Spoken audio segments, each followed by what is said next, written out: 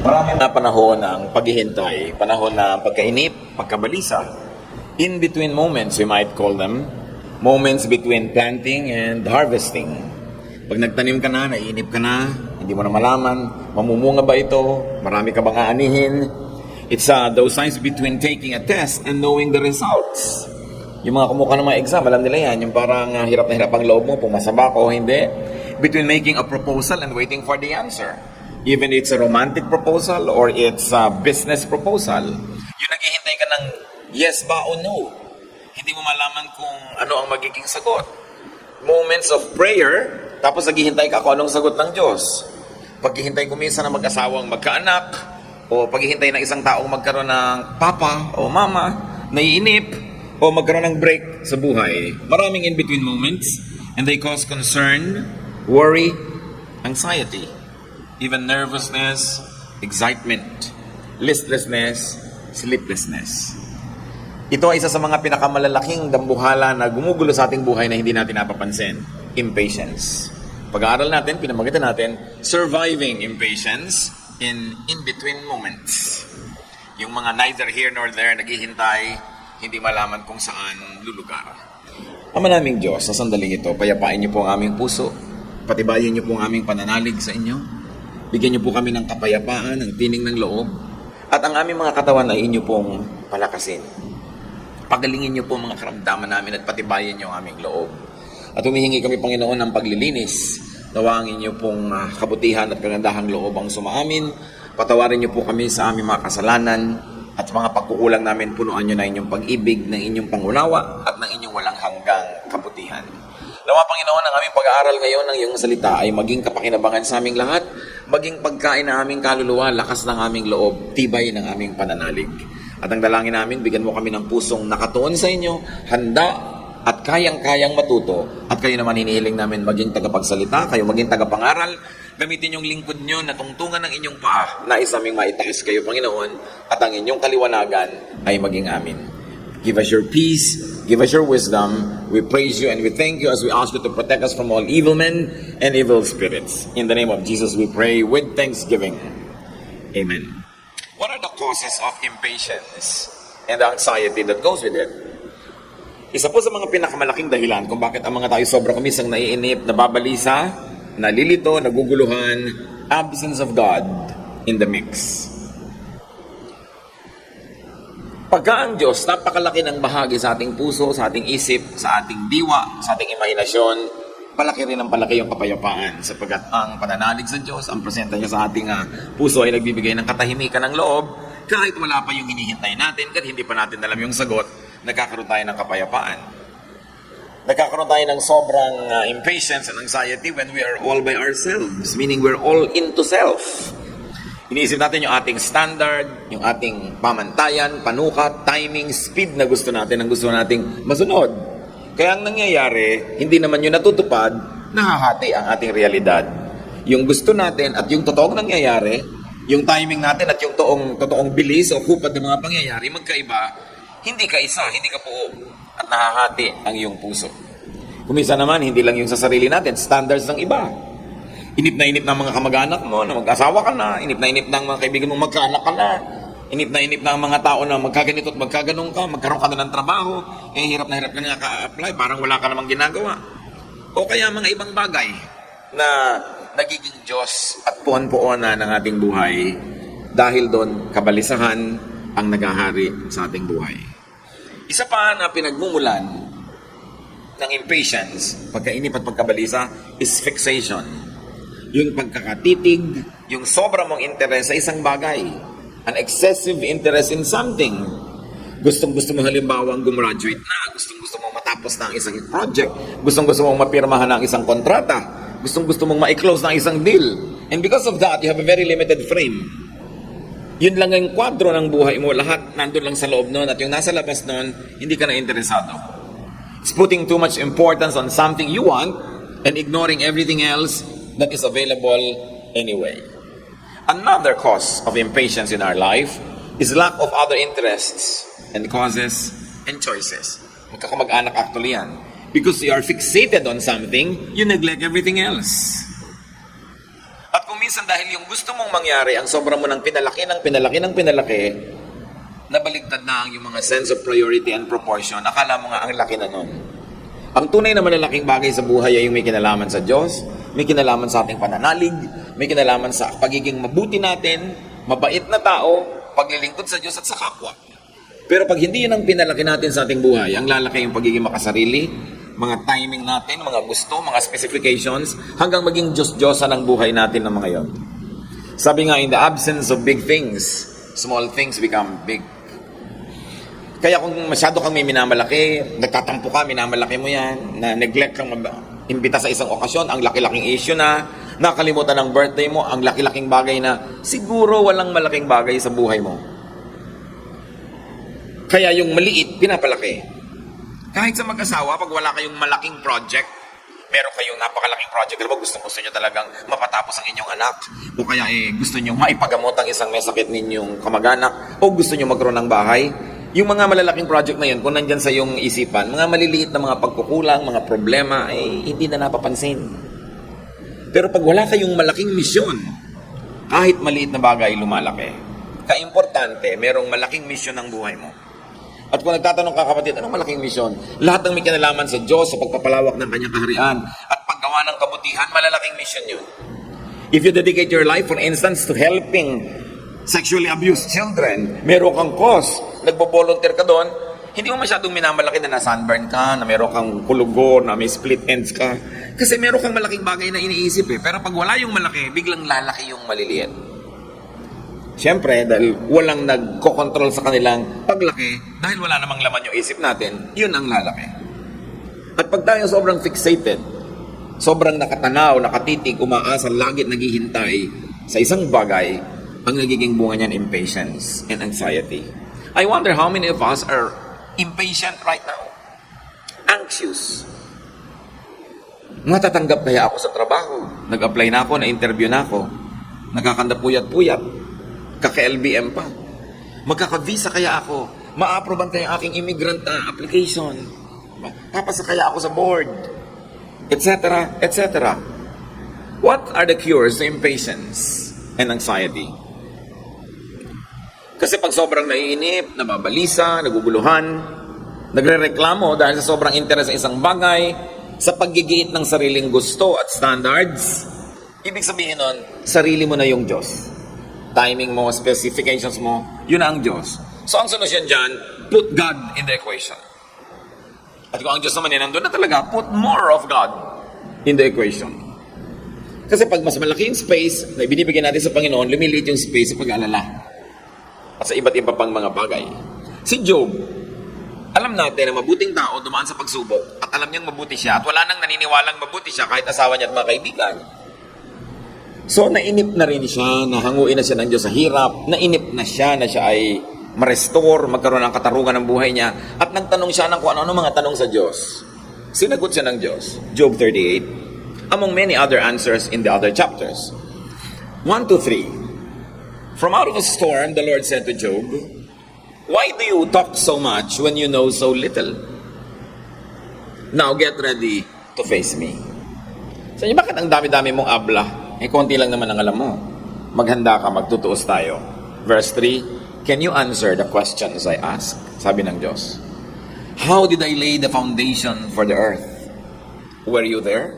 Sabi sa verse 4. Nung bang nilikha ko ang mundo, itinatag ko ang mga planeta, nandun ka ba? Wala, di ba? Ba't ka ngayon nagmamagaling? Naiinip ka. Ba't yung timing kong hindi mo hintayin? Tanong ka ng tanong, hindi mo naman naiintindihan at wala ka namang naiintindihan kahit nagtatatanong ka, ba't di ka nalang manalig? Verses 5 to 11, doubtless you know who decided its length and width, meaning the earth. What supports the foundation? Who placed the cornerstone while morning stars sang and angels rejoiced? When the ocean was born, I set its boundaries and wrapped it in blankets of thickest fog. Then I built a wall around it, locked the gates and said, you powerful waves, stop here. They can go no further. So pinapakita ng Panginoon kung paano niya binigyan ng hangganan ng dagat. Kahit gaano kalakas ang mga alon, hanggang doon lang siya. Did you ever tell the sun to rise? And did it obey? Sabi sa verse 12. Nauutosan mo ba ang araw na sumikat? At kung nag-uutos ka man, sumusunod ba sa'yo? 16 to 18, Job, have you ever walked on the ocean floor? Have you seen the gate to the world of the dead? And how large is the earth? Tell me if you know. Ngayon, alam na natin how large the earth is, but for a long time, hindi alam yun. So ngayon, siguro, equivalent na tanong yan, do you know the size of the Milky Way, of the galaxy, of all the space? Ang dami pa rin natin hindi alam. Ngayon, habang tinitingnan natin, mga kapatid, kung ano mga tanong ng Diyos kay Job, isipin yung sa inyo tinatanong. Kasi tayo si Job dito eh. Alam nga namang ikaw yung Diyos. So, assume the role of Job. Where is the home of light? And where does darkness live? Can you lead them home? I'm certain you must be able to, since you were already born when I created everything. Kita niyo yung irony, no? O, palagay ko naman, alam mo lahat yan. Total, nandun ka na. Bago ka pa nilikha, naipanganak ka na. Siyempre, hindi naman yun talaga. Ipinamumukha lang yun, ha? Kailan ka may pinanganak? Hapon? Sabi, hindi po, 50 years ago, marunong na ako, 60. Ano yun? Isang tuldok lang yun in eternity. What is 60 years? In a long line of never-ending eternity. 25 to 26. Who carves out a path for thunderstorms? Who sends torrents of rain on empty deserts where no one lives? So, sino daw nagtatakda ng landas ng mga bagyo? Hindi ba kahit ngayon with all the modern equipment, sabi na, dadaan yung bagyo, biglang lumihis.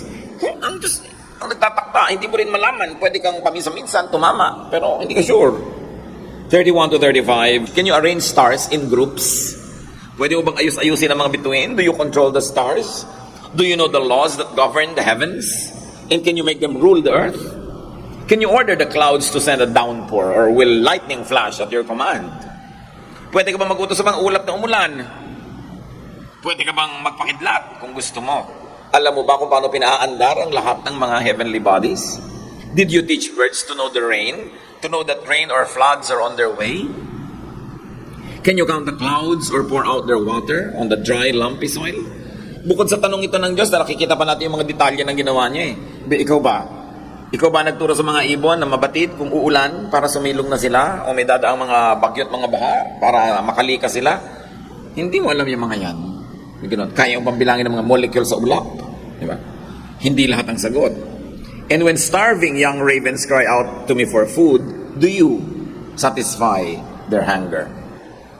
Of course, the obvious answer to all is no. The conclusion, therefore, submit to God's will, to God's time, and to God's way. Huwag kang mainip. Pag nainip ka, hindi ka sa Diyos nakatuon ng pansin mo sa timing na gusto mo, sa specifications na gusto mo, sa bagay na gusto mo. Sabi, ano naman ang malay mo kung yung gusto mo tama sa'yo? Para ba sa'yo? Okay, anxious ka na, gustong-gusto mo nang ligawan ka. Itong isang office mate mo, na ibigay mo na lahat ng baon mo, pati load binibigay mo, di ba? Pati birthday ng nanay niya, nag-a-advance ka pa sa opisina para ibigay sa kanya, inip ka na. Pero natitiyak mo bang siya ang bagay sa'yo? Na siya ang gusto ng Diyos para sa'yo? Gustong-gusto mo nang matanggap ka sa isang trabaho overseas, natitiyak mo bang yan ang bagay para sa'yo o may ibang plano para sa'yo? Okay, nag-apply ka, ngayon malalaman mo pa 3 months from now, ba't araw-araw nainip ka? Ibig sabihin, marunong ka pa sa Diyos? Dapat malaman mo na yung result. Tapos pagka hindi ka pumasa, magagalit ka sa Diyos. Ibig sabihin, talagang alam mo yan ang tama sa'yo, tapos hindi ipinagkait sa'yo, magtatampo ka sa Diyos. Sabi nila, bakit? Kaya mo bilangin ng mga patak ng ulan? Kaya mo bang buhati ng mga bundok? Kaya mo bang paagusin ng mga ilog? Wala ka namang alam. Bakit ka nakikialam? Yun ang masasabi dyan, kasi lagi tayong nainip. 2 Peter 3:8, Dear friends, don't forget that for the Lord, one day is the same as 1,000 years. And 1,000 years is the same as one day. Kaya inip na inip ka, Lord, 1,000 years po ako naghihintay. One day lang sa akin yan. Diba? One day, nangulubot na po ako kahihintay dito. Maiksi yan, because I am forever. So, hindi ka dapat nahahabaan o naiklian sa panahon. Isabay mo sa pintig ng puso ng Diyos yung puso mo para hindi ka kakaiba. Magkakaiba kasi ang panukat natin. Pinapakita niyan, iba yung panukat mo eh. Naiiksihan ka, nabahabaan ng Diyos. Nahahabaan ka, naiiksihan ng Diyos. So, sinong dapat masunod? Kaninong estilo, kaninong paraan ang dapat masunod? Ipinanalangin mo na pala. Eh di dapat manahimik ka na. Ipinaabot mo na sa Diyos ang kalooban mo. Sabi nga sa Bible, even before you call, God will answer. Hindi pa daw nabibitawan ng labi natin yung salita, alam na ng Diyos, sa isip pa lang. Kaya kahit hindi mo naman ipanalangin, alam din ng Diyos yung gusto mo. Ba't ka ngayon magpapakabalisa? Psalm 62 verse 5, let all that I am wait quietly before God, for my hope is in Him. My hope is not in my timing, my hope is not in my style, my hope is not in my specifications, my hope is in Him. Kaya, sa unang nga nating kaugalian, yung mga matatanda ng araw, bago may sabihin sa'yo, mawalang galang na po. Lalo't medyo magdi-disagree. Nagpapasindabi, humihingi ng paumanhin. Diba? So yan, di man po dapat. Diba? Di man dapat na ako'y marinig, pero ito po ang aking abang ideya. Sa kapwa-tao, nagpapasintabi tayo. Tapos ikaw, pag nagdadasal ka sa Diyos, parang alam, Lord, ibigay niyo po sa akin to now. Yung, parang alam na alam mo talaga kung anong mabuti sa'yo. Mas marunong ka pa sa Diyos. Hindi ka man lang magsabing, Lord, kung kalooban niyo po sana at kung mabuti sa akin, ito naman talaga yung gusto ko ipagkaloob niyo. Pero kung hindi po, kayo pa rin ang masunod. Yun ang essence ng prayer eh. Eh magtatanong ko ngayon, ba't ka pa magdadasal? Total, alam na pala ng Diyos. Ba't nga ba? Even your whole lifestyle is a prayer. Hindi mo naman kailangan laging i-verbalize. Kaya lang sa Bible, maraming examples that there are things that God gives without prayer, but there are also things that God gives through prayer. Eh dahil hindi mo alam, pray ka na lang para sure. Kaya na pag nag-pray ka na, manahimik ka na kasi nakapag-pray ka na eh. Parang may nagsabi na sa'yo, di ba? Nanay, ibili nyo naman ako ng cellphone. O di alam na ng nanay na kailangan mo ng cellphone o gusto mo, araw-araw na lang, yun na lang ang topic mo yung haharap ka sa mukha ng nanay mo. Di ba maiinis na rin yun? Hindi ka pa ibinibili dahil baka walang pambili. O pinag-iipunan. So ibig sabihin, later. O kaya nabalitaan niyang napakarami ng kabataang nasaksak ng snatcher dahil sa phone. Diba? So iniintay niya na yung bibilin sa yung cellphone, ang battery ng kotse para mahirap ma-snatch. Eh mahirap naman yung anggaan-gaan, madaling agawin na itatakbo pa. So, wala pa, wait. Pero nasabi mo na, so tama na. Eh kung sa tao ayaw mo kinukulit ka eh. Diba? Ngayon, iba naman yung fervent prayer dahil feel mo lang. Iulit ka ng ulit sa Diyos, pero hindi naman ganun nagwo-work sa Bible. Pero dapat, ano man yung sagot niya, tanggap mo. Na hindi ko mo mapilit ka, you will no longer take no for an answer. So, Psalm 62 verse 5 tells us, wait upon the Lord. Trust in God. Let God move in His time, and let God move in His way. Hosea 12, 5-6. God's name is the Lord God, all-powerful. So return to your God. Patiently trust Him and show love and justice. Sapin-sapin itong verse na to, maraming sinabi. Sabi, God is the name of the Lord. Hindi ba? Diyos nga ang pangalan niya. Panginoon nga siya. So, lumagay ka sa lugar. Pag pinaghihintay ka, di maghintay ka. Alam naman niya nagaganap sa iyong buhay. All-powerful siya, di ba? So, kung gusto niyang ibigay, ibibigay. Pag hindi ibinibigay, di ayaw. Ayaw pa lang ngayon, bukas pa pala nakaschedule. Tapos sabi niya, return to your God. Instead of always being fixated on yourself, on what you want, on what you like, return to your God. Sa Kanya ka sumamba. Hindi sa iyong mga kagustuhan lang. At sabi, at magtiyaga ka, maghintay ka, magtiwala ka. Meanwhile, habang ginagawa mo yon, show love and justice. Sabi, imbes inip na inip ka lang dyan, why don't you do something nice? Show love, show justice. So you turn to God, you pray, meditate, and be patient. And you rely on God's justice. God knows. Another cure to impatience, refocus. Fix your attention to other moving things. Marami pang gumagalaw sa buhay mo. Dito ka na lang sa isa tumitig, no? Let's say, hindi gumagalaw kasi wala pang nangyayari. Naghihintay ka, hindi gumagalaw yung issue. Meanwhile, maraming ibang gumagalaw na pwede mong sabayan, na pwede mong alalayan, o pwede mong pakinabangan. No? Kaya kailangan, rest in God. No? Madaling sabihin, pero can you rest in God habang naghihintay kang bumaba ang napakataas na lagnat ng anak mo? Ang taas ng lagnat, o binigyan na ng gamot, binigyan na ng mga yelo, kung ano-ano. Ano na ngayon ang gagawin mo? Yun yung sinasabi. Do your best to rest in God and trust. Ginawa mo na yung pwede mong gawin eh. So, huwag ka na mag-alala. Basta naabot mo na yung kaya mong gawin, ipinasadyos mo na. Ganon. Rest in God habang iniintay mong tumaas yung platelets ng dugo ng anak mo o kamag-anak mo na nagka-dengue. Nasalina na ng dugo. Ang test uli mamayang 3 p.m. pa. 8 a.m. pa lang. Anong gagawin mo? Mag-aalala ka mula ngayon hanggang 3 p.m.? Wala ka namang magagawa. Pag na-operational natin, realize mga kapatid, itong sistemang ito, ang daming kapayapaan na pupunta sa buhay natin. Kasi madalas, nag-aalala tayo, pero wala namang nauuwi ang mabuting pag-aalala kasi wala namang nagiging bungang maganda. Kasi nag-aalala ka lang, pero yung pag-aalala mo will never benefit someone. O may pasyente, nag-aalala ka, ano naman yung benepisyong mapapala niyang nag-aalala ka dyan? Hindi ka wala ng pagmamahal sa Kanya, hindi ka wala ng pagtitiwala sa Diyos, at hindi ka wala ng kabutihan na maging busy ka with other things. Tulad ng babaeng uliran sa Proverbs 31:13-31. Verse 16, she knows how to buy land and know how to plant a vineyard. Ito daw ulirang babaeng ito, marunong pumili ng bibilhing bukid at marunong magtanim o magpatanim. So magtatanim siya ngayon. Siyempre, ang planting, nakakainip yan, nakakapag-alala. Babagyuhin ba ang itinanim mo? Sasalakayin ba ito ng mapulis, sapat salot? Magkakaroon ba ng El Nino o La Nina? Sa oras ba ng harvest mo, ang dami mong kasabay nag-harvest, babagsak ang presyo? Ano ba talaga ang mangyayari? So isip ka ng isip, pero kahit ano naman isipin mo, may magagawa ka ba? Basta naitanim mo na, inaalagaan mo sa mga tamang oras, nagbubunot ka ng damo, nagdidilig ka, pero bakit ka pa mag-aalala? Nagawa mo na yung gagawin mo. So yung babae pinag-uusapan natin sa Proverbs 31, pagkatanim niya, verse 13, with her own hand, she gladly makes clothes. Hindi niya tinitingnan yung lupa kung kailan lalabas sa ibabaw ng lupa yung mga itinanim niya. So sabi niya, naitanim ko na yan, babalikan ko next week para magdamo, everyday didiligan, pero habang hindi ako nagdidilig, wala akong ginagawa, mananahin muna ako dito.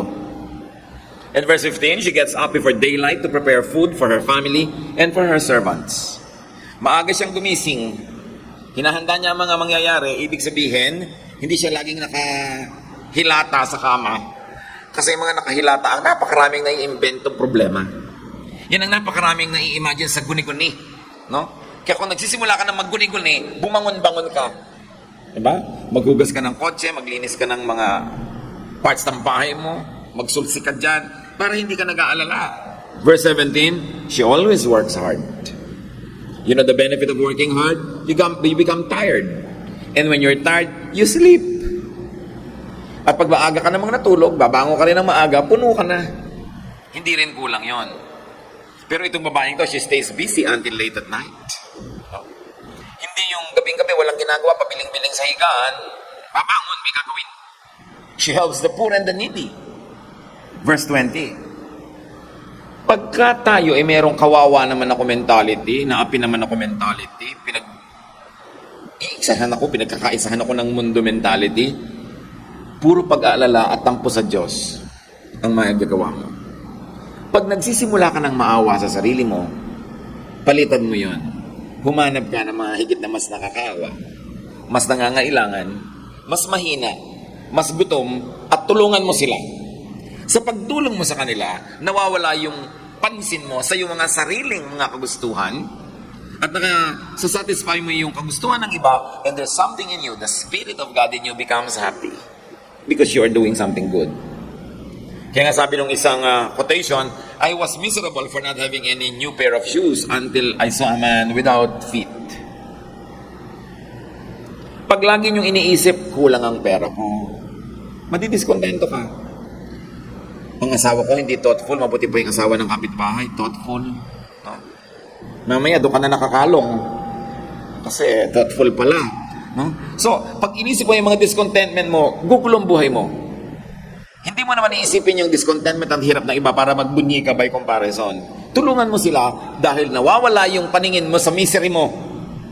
Nakadalasan, habang tinititigan, lumalaki. Pero pag hindi mo naman tinititigan, nalilimutan mo, buhay ka pa rin hanggang bukas. So, ba't mo isipin? Yung mga isip ng problema, tingnan nyo yung mga ibang kilala natin kamag-anak na hindi naman nag-iisip yata. No? Buhay din sila. Mas masaya pa kaysa sa inyo. Sa katunayan nga, kayo naman problema ng problema nila eh. Diba? So sila, tahimik yung buhay nila. Mentality lang yan. Nasa paaraan ng pag-iisip mo kung paano ka sasaya sa buhay. Pag sobra ka laging seryoso, pag-aalala ang mangyayari sa'yo. So sa verse 25 ng Proverbs 31, she is strong and graceful. as well as cheerful about the future. Can we be like that? Cheerful about the future? Hindi yung afraid about the future.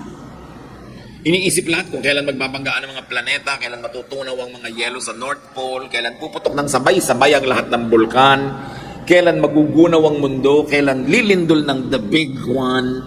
Pag inisip mo lahat yan, mamamatay ka kaiisip. Mauunahan mo pang mamatay yung natatabunan talaga ng lindol.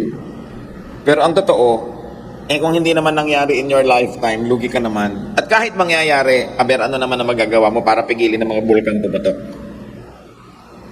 So, kailangan magpapalit ng isip.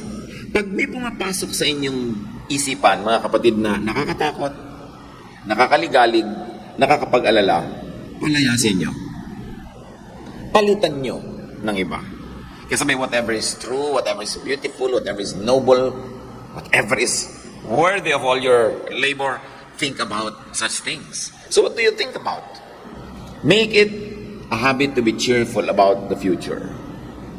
And you can also do that being cheerful about your past. Hindi yung pagkakaungkat na yung mga nakaraan, ako mangingilid na ang luha, manginginig ang baba, at iiyak nang iiyak.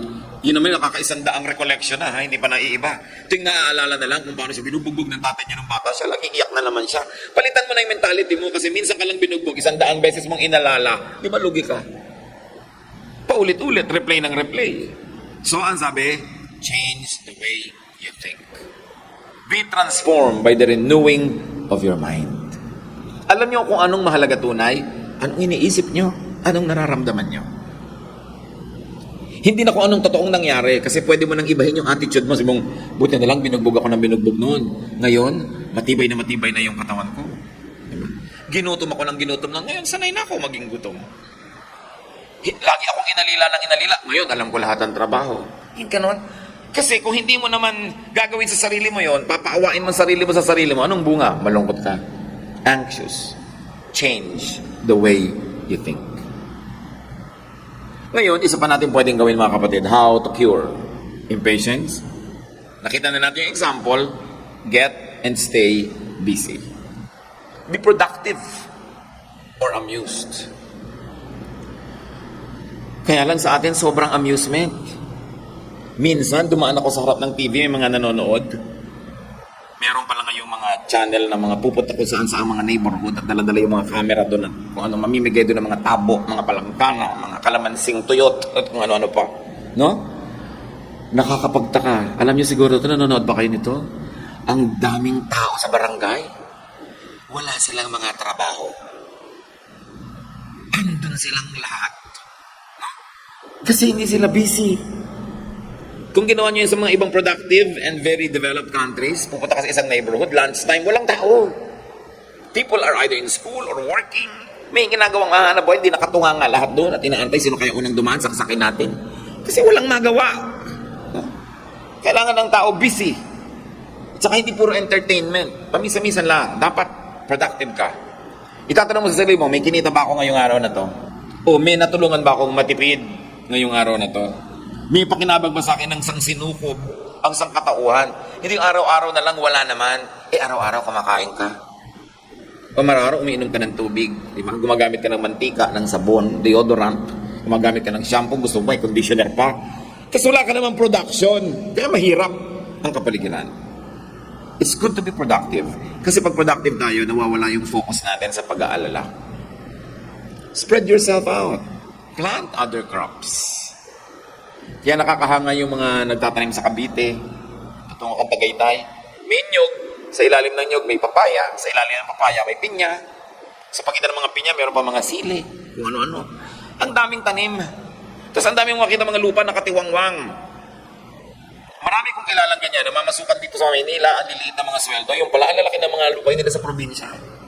Ang dami nila mga santol, naglalaglagan na bubulok, hindi niya pulutin lahat, itinda niya sa palengke. No, napapabayaan. You plant other crops, literally and symbolically.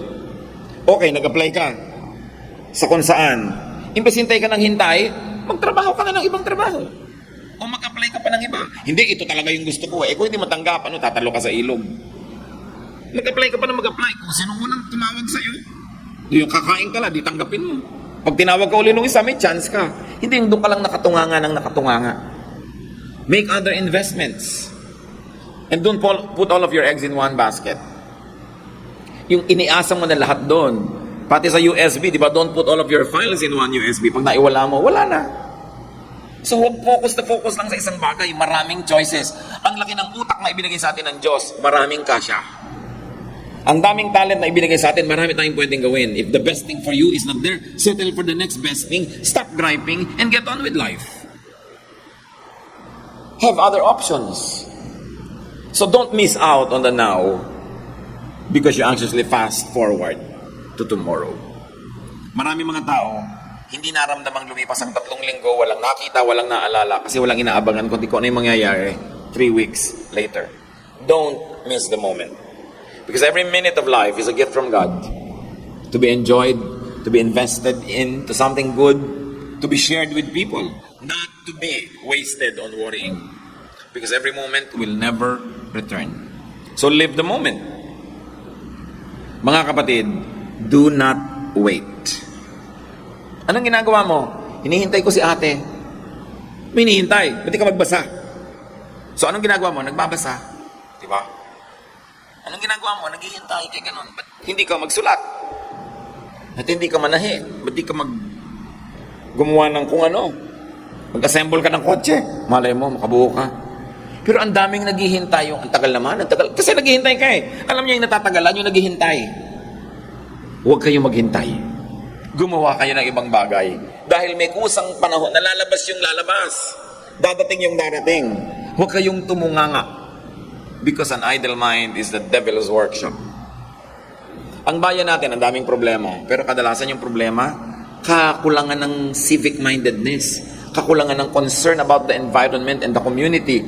Na sana nalulutas yun kung palabasan lang tayo. Marami tayong nalalaman, mga skills, mga maghuhusay na bagay. Alam niyo lahat ng maunlad na bayan, ang mga mamamayan palabasa. Pag nasa bus, basa. Hindi yung tingin ka ng tingin ng lahat. Daldalan ng daldalan. Yun din pinag-uusapan. Yung mga magkakaibigan, pag nakita, wala man lang magbasa. Dapat dagdagan natin ang pagbabasa. Kasi ang isang aklat na matino, ang tagal ginawa ng author. Yung author, authority, kaya nga siya author, no? So, may katuturan yung librong yon. Babasahin mo lang ng 3 araw, yung sinulat niya ng 6 na buwan. Hindi ba? Napakinabangan mo yung 6 na buwan niya. Sa 3 araw mo lang nakuha yon. At hindi lang 6 na buwan, buong buhay niya yun. Baka yun na yung karanasan niya. Napakinabangan mo. Sana gusto ko makakita ng mga nakasakay sa bus na nakaupo naman, yung mga hindi nakatayo, mahirap siguro magbasa yung nakatayo, di ba? Nagbabasa ng how to raise goats. Ba? May balak ito mag-alaga ng mga kambing. May kinabukasan ng batang ito, how to raise goats, how to grow mushrooms. O, sino nagbabasa nun? Ang lagi binabasa, sino kaya ang girlfriend ngayon ni ganong artista? Si ganito na ba talaga? Hiwalay na ba sila? Puro mga pampabrain damage. Anong pakialam mo kung naghiwalay yung ganong artista? Ikapitong asawa niya si ganon, nakakalimong abortion na si ganon. Anong mahihita mo doon? We've got to change the way we think and the way we feed our brains para magbago ang ating mga buhay. So mga kapatid, pwede nyo bang tandaan yan? Do not wait. Halimbawa, may ikakasal, nakatakdang ikasal, 7 months from now, anong ginagawa mo? Naghihintay ng kasal. Diba? Ba't hindi ka magburda? Hindi ka manahe? Gumawa ka ng mga punda? Baka may mangyari pa sa buhay mo. Huwag kang maghintay. Kasi ang panahon, kusang aandar. Itigil mo man ang lahat ng kamay ng orasan, lalakad pa rin ang panahon. Hindi mo kailangang abangan, bantayang dumating. Darating yon. So habang hindi pa dumarating yung gusto mo, keep yourself busy. Don't plant a seed and then dig to see if it is growing. Don't look too far. Look at what is near you and look at what is before you. Huwag kang masyadong mainipin. Ewan ko kung marunong sa inyong kayong magluto ng gumawa ng nata de coco. Pag na-mix nyo na yung mga ingredients, leave it alone. Huwag niyong buksan at silipin ng silipin. Pag nakalog, hindi mabubuo ang nata de coco. At ang dami-daming hindi nabubuo sa buhay natin dahil silip ka ng silip. Kailangan may iba kang gawin. Natimpla mo na. May gagawin kang iba. Balikan mo after how many days, buo na yung nata de coco mo. Yung kakulitan, yung katatanong-tanong, kapa-follow up, wala, nakakausog, sabi ng matatanda. Nilayuan ka na dahil ayaw mong tumigil. So develop patience. Or change channels. Kung talagang naiinip ka, get busy. Learn to enjoy while waiting. Learn to enjoy during the in-between moments. Because every moment is a gift from God. When you waste it worrying, being anxious, you are being unfaithful to God who gives you time and life. Ama namin, salamat sapagkat pwede namin pag-isip-isipan yung mga nauubos na oras namin sa paghihintay, sa pag-aalala, na ang totoo ay wala naman kami napapala. Ituro nyo sa amin kung paano bibigyan ng direksyon ng aming pag-iisip. Na pag kami natutuksong mag-alala, mag-isip, mainip, we be busy with other fruitful things. Kambala namin ito ng pagtitiwala sa inyo at magkakaroon kami ng kapayapaan. Dalangin namin kung may mga kapatiran ngayon dito, itong kalagayan, sobrang naiinip o mainipin, hipuin yung puso namin, help us Lord, at sa pag-iisip namin at pagpapalit ng paraan ng pag-iisip, sa tulong nyo, mas magiging panatag ang aming loob, mas makikita namin ang ganda ng buhay. Pagbulay-bulayan natin ang ating mga pinagsalusaluhan, panalangin nyo yung mga sarili, lalo kung may mga kilala kayong sobrang anxious at naiinip, pray that God will be gracious at mabuksan ang isip nila na maalala at maisip ang ating mga pinag-aralan. Ama namin, sa aming pananatahimik sa iyong presensya, gamutin mo ang aming mga pagkamainipin, ang pagiging mapag-alala, turuan mo kami, Lord, not to wait, but to be busy. And if ever we will wait, that we wait only upon you, O God. That we wait in faith, trusting you, that you know what you're doing, and that your timing is perfect. Magbulay-bulay tayo, makipagniig sa Espiritu ng Diyos.